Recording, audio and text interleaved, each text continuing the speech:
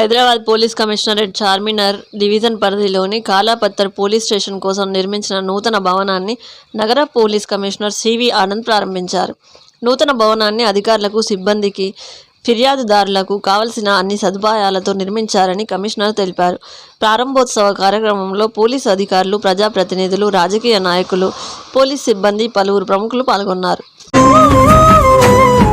కృతజ్ఞతకు నోచని శ్రామికులు,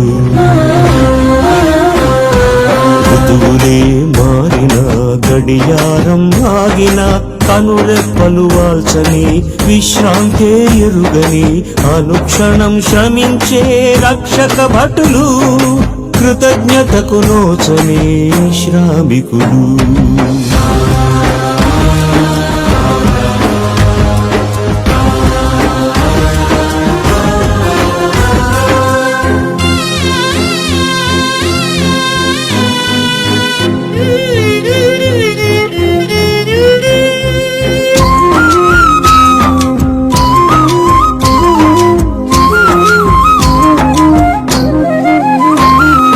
వాహనాల గమనాన్ని నిర్దేశిస్తూ,